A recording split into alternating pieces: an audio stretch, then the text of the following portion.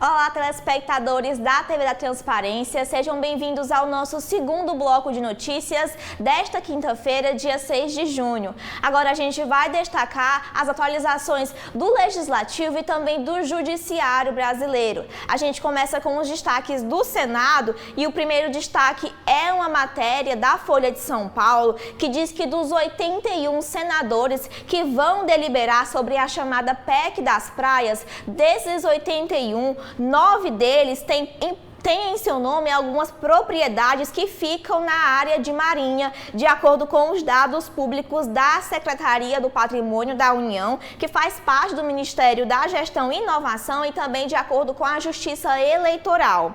São os senadores Alessandro Vieira, do MDB, Ciro Nogueira, do PP, Esperidião Amin, também do PP, Fernando Dueire, do MDB, Jarder Barbalho, do MDB também, além de Laércio Oliveira, do PP, Marcos Duval, do Podemos, Oriovisto Guimarães, também do Podemos, além de Renan Calheiros, do MDB. Procurados pela reportagem da Folha de São Paulo, 5 desses senadores disseram não ver impedimento em deliberar sobre essa PEC que pode vir a privatizar as praias e outros 4 procurados não se manifestaram sobre o assunto. O levantamento feito pela Folha de São Paulo levou em conta os imóveis no nome dos parlamentares ou de empresas que são ligadas a eles. Os terrenos de Marinha, aqui para explicar um pouco, são aqueles terrenos que ficam à beira-mar e ocupam uma faixa de 33 metros ao longo da costa marítima e das margens de rios e lagos que sofrem a interferência, a influência das marés. Elas foram medidas, esses terrenos de Marinha, essa faixa foi medida a partir de uma posição de maré cheia feita no ano de 1831, ou seja, as cidades litorâneas são aquelas que ficam atrás dessa faixa de 33 metros. A propriedade desses imóveis que ficam nessas cidades litorâneas é compartilhada com a União, que cobra uma taxa de foro pelo uso e também pela ocupação do terreno. Em caso de transferência para outra pessoa, é preciso pagar uma outra taxa. A PEC das praias, como ficou conhecida, ela facilita a transferências de bens em áreas urbanas da União para estados e municípios ou para proprietários privados, em um texto criticado por técnicos e especialistas por criar uma insegurança jurídica, permitir a privatização de áreas do litoral brasileiro e também abrir brechas para a grilagem. A medida é considerada por técnicos como de alto risco e também na prática, a PEC não prevê sanções ou condutas em caso de não pagamento das taxas. Em outras palavras, o governo pode levar um calote sem ter meios de cobrar esses valores devidos pela venda e também em relação a essas taxas. Em 2022, os técnicos vêm alertando desde 2022 sobre esses alteramentos aí da proposta para ter uma maior transferência do patrimônio público para o setor privado. Essa proposta, que é relatada pelo senador Flávio Bolsonaro, do PL do Rio de Janeiro, e a medida tem o apoio também do ex-presidente Jair Bolsonaro, que buscava transformar Angra dos Reis em uma Cancún brasileira. Alguns desses senadores que foram apontados nessa matéria da Folha de São Paulo, como Esperidião Amin e Oriovisto Guimarães, também apoiam a PEC, apesar de Oriovisto afirmar que a mudança terá um impacto mínimo em seu imóvel de veraneio. O outro destaque aqui no Senado é sobre uma resolução do Conselho Federal de Medicina que proibiu a assistolia fetal quando houver a probabilidade de sobrevida do nasciturno, que será discutida em uma sessão de debates temáticos no Senado, conforme um requerimento aprovado em plenário ontem, na quarta-feira. A assistolia fetal é um procedimento usado na interrupção da gravidez em casos de aborto, em casos de aborto, que são previstos pela lei. A data para se discutir sobre essa resolução no Senado está na sessão determinada pela Secretaria-Geral da Mesa. O senador Eduardo Girão, cearense aqui do Novo, que é o autor do requerimento dessa sessão de debate, explica que a assistolia fetal é praticada em fetos de 6 a 9 meses de gestação e consiste na injeção de cloreto de potássio em altas doses. De acordo com o entendimento do Conselho Federal de Medicina, na resolução, o ato provoca a morte do feto antes do procedimento da interrupção da gravidez. A resolução, porém, foi derrubada pelo STF por uma decisão monocrática do ministro Alexandre de Moraes, e a norma segue sem validade enquanto o STF não emitir um julgamento definitivo. Girão opina, abre aspas, não é possível que o ordenamento jurídico brasileiro permita uma tortura a pessoas no ventre, em decorrência de seu compromisso nacional e internacional com a proteção da vida desde a sua fecundação, fecha aspas, para o que disse o senador. Girão também propôs convidar para o debate o presidente do Conselho Federal de Medicina, o relator da resolução no Conselho, o defensor público da União, Danilo Almeida Martins, além de outros nomes. E são esses aqui os destaques que a gente tem no Senado. Agora, analise o que a gente tem na Câmara dos Deputados. Amanda, na Câmara dos Deputados a gente começa com a informação de que a Comissão de Agricultura, Pecuária, Abastecimento e Desenvolvimento Rural da Câmara aprovou o projeto de lei 2694 de 2021, que isenta a Embrapa das taxas cobradas para registrar pesquisas, tecnologias e produtos. O relator, o deputado Albuquerque do Republicanos, recomendou a aprovação do texto. Ele afirma, abre aspas, essa proposta estimula, valoriza e reconhece a contribuição da Embrapa, importante empresa pública de pesquisa agropecuária.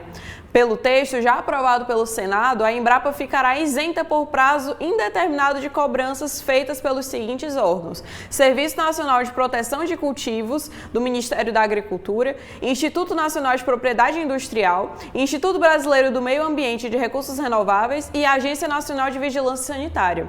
Segundo o senador Plínio Valério, do PSDB, autor da proposta, a Embrapa hoje enfrenta dificuldades que chegam a impossibilitar a quitação junto ao INPE de contribuições para emitir e proteger as patentes de alguns produtos. O projeto tramita em caráter conclusivo e ainda será analisado pelas comissões de Finanças e Tributação e de Constituição e Justiça de Cidadania.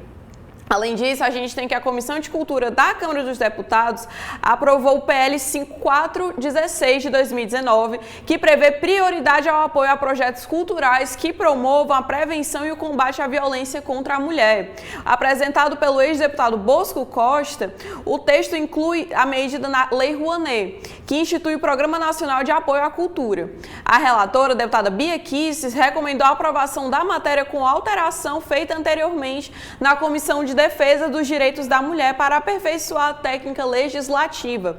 Bia Kicis lembra que, de acordo com a Lei Maria da Penha, cabe ao poder público desenvolver políticas para garantir os direitos das mulheres nas relações domésticas e familiares.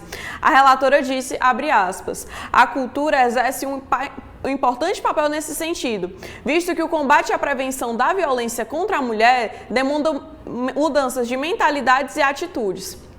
A proposta tramita em caráter conclusivo e ainda será analisada pela CCJ.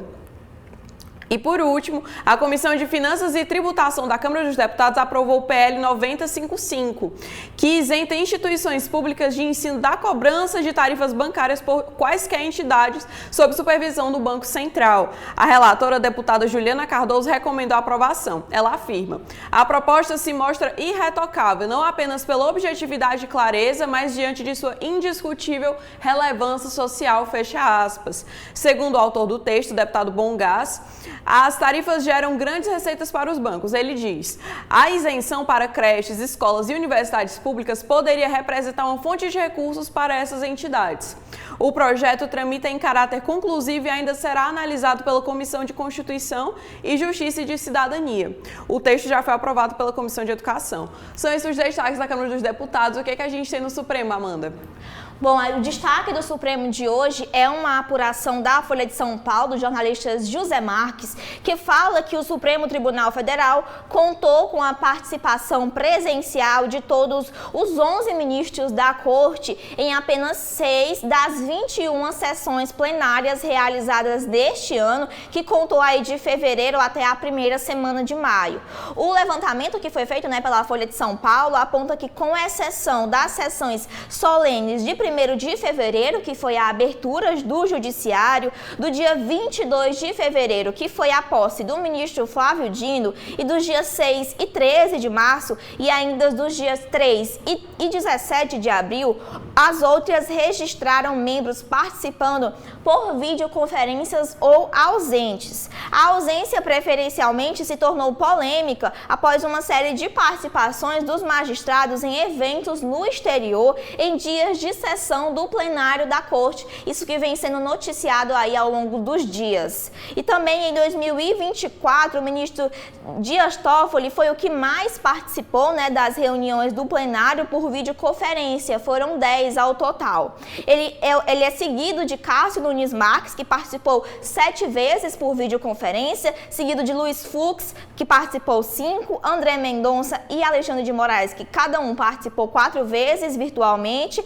e Flávio Dino e Carmen Lúcia, que participaram 3 vezes virtualmente. Edson Fachin participou de forma remota 2 vezes e o ministro Gilmar Mendes participou apenas 1 vez por videoconferência. O único que esteve presente fisicamente em todas as sessões foi o ministro Cristiano Zanin. Já o presidente da Corte, Luiz Roberto Barroso, não teve participação virtual nenhuma, mas faltou a uma sessão presencial. A participação à distância e a ausência são acompanhadas pela falta de transparência da Corte e dos ministros sobre os motivos de não estarem presentes nas sessões do plenário. Há casos em que ministros dificultam a possibilidade de identificar suas localizações ao usarem imagens genéricas como plano de fundo para participações por vídeo. Um dos mais comuns é uma foto com a própria sede do Supremo. Em outras situações, as participações por videoconferência chegam a ocorrer, inclusive, com o ministro estando em seus gabinetes na sede do próprio Supremo. Quando há faltas, elas são justificadas internamente, mas não são informadas ao público. Já a participação à distância é anotada como uma presença na sessão. Durante a pandemia de Covid-19, em 2020, o Supremo aprovou o uso de videoconferências para continuar mantendo o andamento da Corte. Em 25 de abril, 4 ministros participaram remotamente, enquanto Gilmar Mendes não compareceu. A transparência das agendas dos ministros é limitada, exceto dos ministros Carmen Lúcia, Luiz Roberto Barroso, Edson Fachin e Cristiano Zanin. Em 24 e 25 de abril, Gilmar, Toffoli e Moraes estavam em Londres para o primeiro Fórum Judiciário Brasil de Ideias, patrocinados por empresas em ações no STF. E também, na última quinta-feira, dia 2 passado, Gilmar, Toffoli, Cássio e Moraes e Dino também participaram remotamente da sessão. Gilmar também esteve em Madrid para outro evento. O STF afirma que essa participação remota é comum desde a pandemia e que todas as ausências são justificadas. Barroso e Fachin esclareceram suas ausências devido a compromissos no exterior, é o que diz aí a reportagem da Folha de São Paulo. São esses, e é esse, na verdade, o destaque que a gente tem no Supremo e que a gente tem na Justiça Eleitoral, Analice.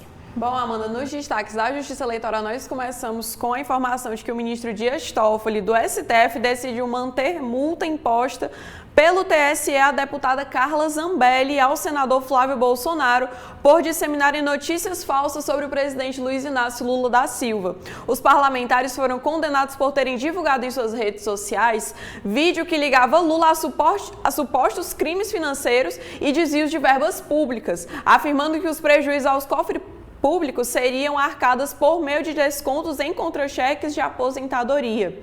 O vídeo foi compartilhado durante a campanha presidencial de 2022, motivo pelo qual o TSE decidiu condenar ambos por propaganda eleitoral negativa e disseminação de fake news, condutas vedadas pela legislação eleitoral. Flávio foi condenado a pagar 15 mil e Zambelli 30 mil reais. No Supremo, ambos alegaram que a mensagem compartilhada não afetou o processo eleitoral e que não fizeram mais do que exercer a liberdade de expressão.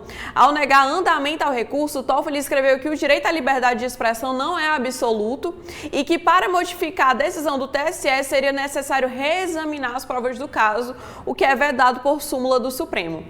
E por último, temos uma pauta de hoje do TSE que, nessa quinta, a partir das 10 horas, o recurso sobre supostos abusos de poder econômico e compra de votos que envolvem a prefeita e vice-prefeitas eleitas no município de São Francisco, em Sergipe, nas eleições de 2020, serão discutidos hoje. O plenário também deve anunciar recurso contra decisão do Tribunal Regional Eleitoral do Amazonas, que rejeitou a ação que aponta suposta fraude à cota de gênero que teria sido praticada pelo Diretório Municipal do Partido Verde nas eleições de 2020 em Manaus. Além disso, o TSE deve julgar processo contra a decisão do Piauí, que não identificou em um julgamento a prática do crime de corrupção eleitoral nas eleições de 2022 em Teresina. São esses os destaques do TSE. Eu volto para você, Amanda.